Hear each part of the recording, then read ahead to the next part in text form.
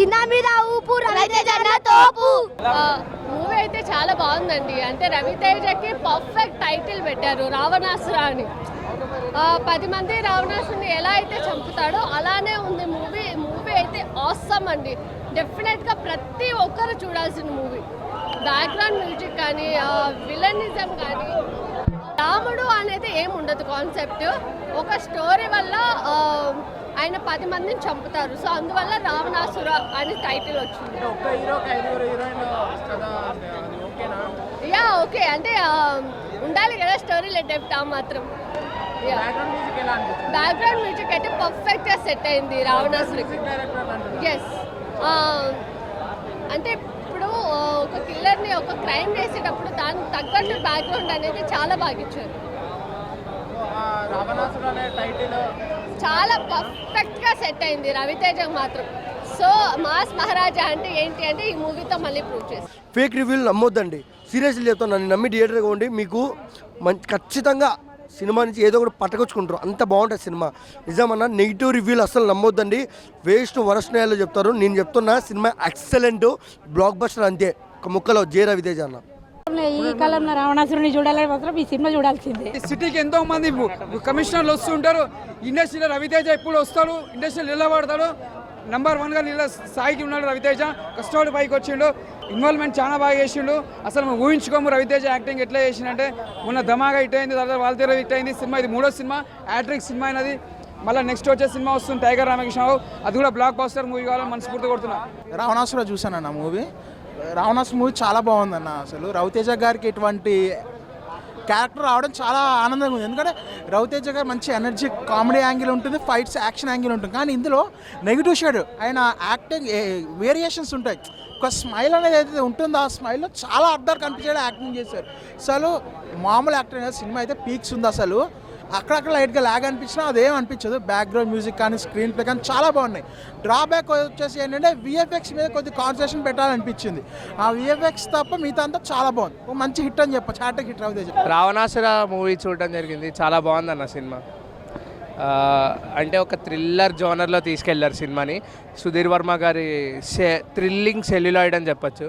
Because Sushant గారికి ఎవరి role వాళ్ళకి మంచిగానే ఇచ్చారు. అండ్ 4 హీరోయిన్స్ని బాగానే యూజ్ చేసుకున్నారు అనిపించింది.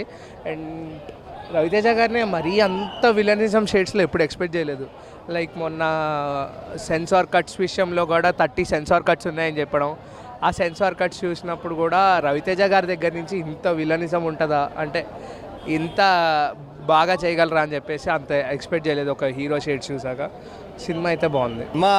నా ఏం చెప్పమంటావు నాయన, ఏం చెప్పాలని ప్రతి ఒక్కటి ట్రెస్ట్లో ఇచ్చిండు. ఫస్ట్ హాఫ్ నుంచి last end of the scene దాకా ట్రెస్ట్లే ఉన్నాయి.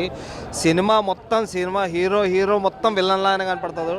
ఆ హీరో ఏంది అనేది లాస్ట్ క్లైమాక్స్ సీన్లో మాత్రం హీరోని డబల్ చేసేంత మాత్రం ఖచ్చితంగా ఉంది. సినిమా ఒక క్లైమాక్స్ సీన్లో మాత్రం లాస్ట్ 5 మినిట్స్ లేస్ నుంచే పెడతాడు, 5 to 10 మినిట్స్. సినిమా ఎక్సే కన్నా ఒక కొత్త కోణంలో చూపెట్టిన డైరెక్టర్ కొత్త కోణంలో ఒక విలన్ రోల్లోని చూపెట్టినంటే అర్థం చేసుకోండి. సినిమా మాత్రం సూపర్ అన్న. రావణాసుర సినిమా చూడడం జరిగింది, పేరుగా రావణాసుర, కానీ యాక్టింగ్ మాత్రం రగ్గొడేయడు రవితేజ గారు. ధనవంతుడితో పోరాడచ్చు, అదృష్టవంతుడితో పోరాడచ్చు, కానీ మావాడు అదృష్టవంతుడు. చాలా బాగా ఉంది యాక్టింగ్. అయితే కనుక అన్ని సినిమాలు ఒక లెక్క అయితే సినిమాలో యాక్టింగ్ పర్ఫార్మెన్స్ కమల్ హాసన్ పెంచిపోయాడు యాక్టింగ్లో, అంత అద్భుతంగా ఉంది. ప్రతి ఆడియన్స్కి కూడా కనెక్ట్ అయ్యే విధంగా సినిమా తీసుకోవడం జరిగింది. ఒక మైండ్ లాజికల్ మూవీ రావణాసుర అనేది, ఒక మైండ్ లాజికల్ మూవీ. పర్ఫార్మెన్స్ కానీ, యాక్టింగ్ కానీ, ఫైట్స్ కానీ, తీసుకున్న ఎలివేషన్స్ కానీ, బ్యాక్గ్రౌండ్ స్కోర్ కానీ చాలా అద్భుతంగా ఉంది. ఈ మధ్యకాలంలో బ్యాక్ టు బ్యాక్ హిట్ కొడుతున్నాడంటే అది రవితేజ అదృష్టం ఖచ్చితంగా. ఎందుకంటే ధమాకా, వాల్తెర్ వేరియా, తర్వాత మన రావణాసుర, హ్యాట్రిక్ బిట్, ఇలాంటి హ్యాట్రిక్ బిట్ పట్టి ఛానల్ అయింది పాపం అన్న కూడా. కంగ్రాచులేషన్ అన్న. సినిమా అయితే చాలా అద్భుతంగా ఆకట్టుకుంది, ప్రతి ఒక్కరు చూడండి. ఎందుచేతంటే సినిమాలో ఎక్కడ కూడా మిస్యూజ్ లేదు. ఏ వర్గం, ప్రతి వర్గం వాళ్ళు చూడాల్సిన సినిమా, ఎక్కడ ఇలా చూడాలనేది లేదు.